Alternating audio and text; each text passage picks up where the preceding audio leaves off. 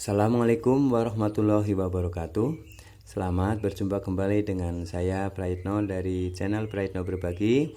Pada kesempatan kali ini kita akan kaji bersama ya, pelajari tentang prinsip pembelajaran ya, untuk melanjutkan sebelumnya, yaitu pembelajaran paradigma baru dan bagaimana penyusunan dan alurnya sudah kaji di dalam video sebelumnya.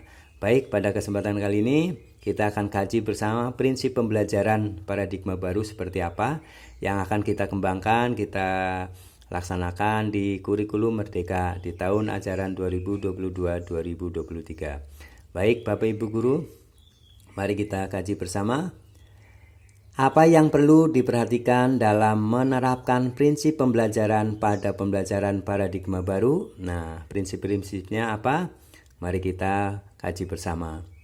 Prinsip pembelajaran. Pembelajaran dilaksanakan dengan mengacu pada prinsip pembelajaran sebagai berikut ya. Ini pembelajaran paradigma baru, prinsipnya adalah 1. Pembelajaran dirancang dengan mempertimbangkan tahap perkembangan dan tingkat pencapaian peserta didik saat ini sesuai kebutuhan belajar, serta mencerminkan karakteristik dan perkembangan yang beragam sehingga pembelajaran menjadi bermakna dan menyenangkan.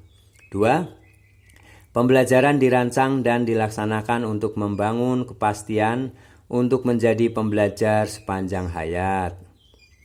3. Proses pembelajaran mendukung perkembangan kompetensi dan karakter peserta didik secara holistik. 4. Pembelajaran yang relevan, yaitu pembelajaran yang dirancang sesuai konteks, lingkungan, dan budaya serta peserta didik, serta melibatkan orang tua dan masyarakat sebagai mitra. 5. Pembelajaran berorientasi pada masa depan yang berkelanjutan. Ya, jadi ada 5 prinsip pembelajaran ya di dalam pembelajaran paradigma baru. Ya, 1 tadi ya, pembelajaran dirancang dengan mempertimbangkan tahap perkembangan. Pembelajaran dirancang dilaksanakan dengan membangun kapasitas untuk menjadi pembelajar sepanjang hayat. 3. Pembelajaran dirancang ya. Pembelajaran mendukung perkembangan kompetensi, pembelajaran yang relevan, dan pembelajaran berorientasi pada masa depan yang berkelanjutan. Nah, seperti apa? Mari kita jabarkan ya, penjabarannya seperti ini.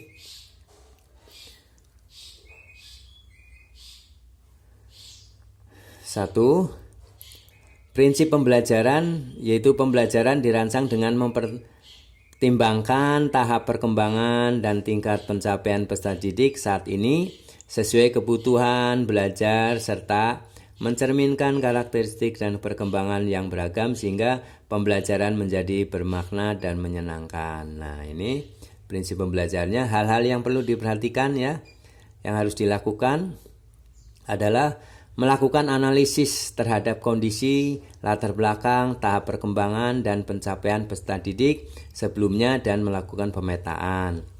2. Melihat tahap perkembangan. Yang kedua adalah melihat tahap perkembangan sebagai kontinum yang berkelanjutan sebagai dasar merancang pembelajaran dan asesmen. Yang ketiga, menganalisis lingkungan sekolah, sarana dan prasarana yang dimiliki peserta didik, pendidik, dan sekolah untuk mendukung kegiatan pembelajaran. Menurunkan alur tujuan pembelajaran sesuai dengan tahap perkembangan peserta didik dan melihat segala sesuatu dari sudut pandang peserta didik. Nah, ini adalah hal-hal yang perlu dilakukan ya dari prinsip pembelajaran ini. Kemudian hal-hal yang perlu ditinggalkan ya, yaitu langsung menerapkan modul ajar tanpa melihat kebutuhan peserta didik. Baik, tadi hal-hal yang perlu dilakukan. Sekarang hal-hal yang tidak perlu dilakukan ya. Satu, langsung menerapkan modul ajar tanpa melihat kebutuhan peserta didik. Ini salah ya. Mengabaikan tahap perkembangan maupun pengetahuan yang dimiliki peserta didik sebelumnya juga ini harus ditinggalkan ya. Menyamaratakan menjadi menyamakan ya metode pembelajaran, melihat segala sesuatu dari kepentingan pejabat sekolah atau pendidik. Pembelajaran terlalu sulit sehingga menurunkan motivasi peserta didik. Pembelajaran terlalu mudah sehingga tidak menantang dan membosankan. Nah, baik. Yang kedua, prinsip yang kedua ya. Prinsip pembelajaran dirancang dan dilaksanakan untuk membangun kapasitas peserta didik untuk menjadi pembelajar sepanjang hayat. Nah, perlu yang dilakukan ya, mempertimbangkan berbagai stimulus yang bisa digunakan dalam pembelajaran, memberikan kesempatan kolaborasi, memberikan pertanyaan pemantik, dan mengajarkan pemahaman bermakna. Pembelajaran yang syarat dengan umpan balik dan dari peserta didik dan peserta didik ke peserta didik lainnya. Pembelajaran yang melibatkan peserta didik dengan menggunakan karakter bertanya dengan memberikan pertanyaan yang membangun pemahaman bermakna. Nah, hal-hal yang tidak perlu dilakukan atau harus ditinggalkan ya. Pendidik hanya selalu memberikan pemaparan dalam bentuk ceramah dan instruksi tugas. Memberikan pertanyaan selalu dalam bentuk soal dan dinilai benar atau salah tanpa umpan balik. Ini harus ditinggalkan. Memberikan porsi paling banyak pada asesmen sumatif atau ujian atau tes akhir. Ini juga harus ditinggalkan.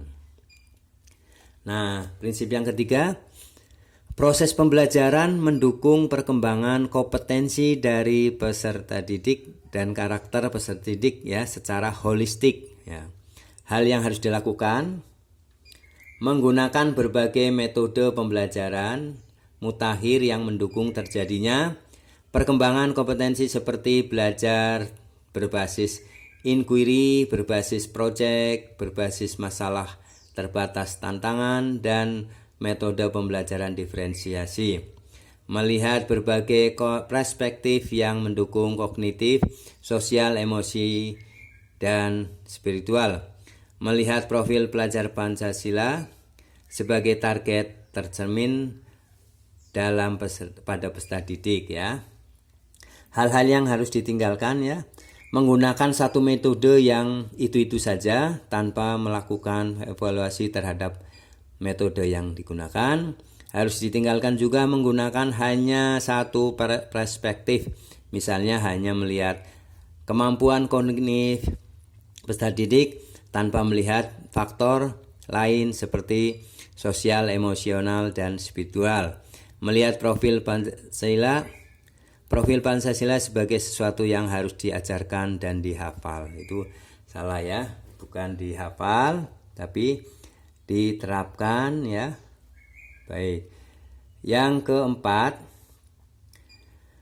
prinsip pembelajaran yang keempat, pembelajaran yang relevan, yaitu pembelajaran yang dirancang sesuai konteks, lingkungan, dan budaya peserta didik, serta melibatkan orang tua dan masyarakat sebagai mitra.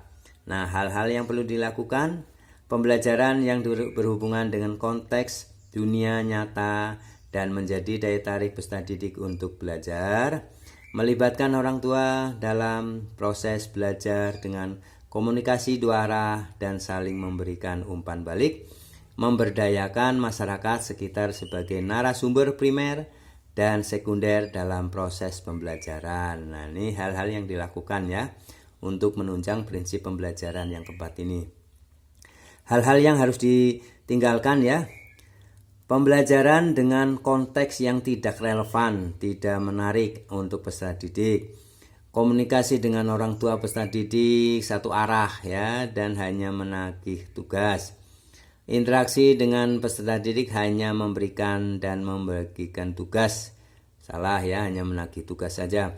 Peserta didik tidak punya akses langsung untuk melihat ataupun melibatkan masyarakat setempat. Nah, sekarang kita pelajari yang prinsip kelima. Pembelajaran berorientasi pada masa depan yang berkelanjutan. Hal-hal yang perlu dilakukan, umpan balik yang terus-menerus dari pendidik untuk peserta didik maupun dari peserta didik untuk peserta didik. Pembelajaran yang membangun pemahaman bermakna dengan memberi dukungan lebih banyak di awal untuk kemudian perlahan melepas sedikit demi sedikit dukungan tersebut untuk akhirnya menjadi pelajar yang mandiri dan merdeka. Kemudian pendidik melakukan berbagai inovasi terhadap metode dan strategi pengajarannya dan mengajarkan keterampilan abad 21. Nah, ini hal-hal yang harus ditinggalkan ya. Dari prinsip kelima ini adalah proses belajar bertujuan tes atau ujian akhir ini harus ditinggalkan. Pembelajaran dengan kegiatan yang sama dari tahun ke tahun dengan soal tes dan ujian yang sama, hanya mengetes atau menilai keterampilan abad 21 tanpa mengajarkan keterampilannya. Nah, itulah Bapak Ibu 5 prinsip pembelajaran ya yang harus dikembangkan, dan ada hal-hal yang perlu dilakukan maupun hal-hal yang harus ditinggalkan, karena pembelajaran paradigma baru ini muncul dengan konsep yang memberikan 5 prinsip pembelajaran sehingga mencapai satu tujuan pendidikan yang optimal. Baik Bapak Ibu, semoga penjelasan ini dapat bermanfaat bagi peningkatan pembelajaran paradigma baru pada penerapan kurikulum Merdeka di tahun 2022 dan 2023. Baik, terima kasih, semoga bermanfaat. Assalamualaikum warahmatullahi wabarakatuh.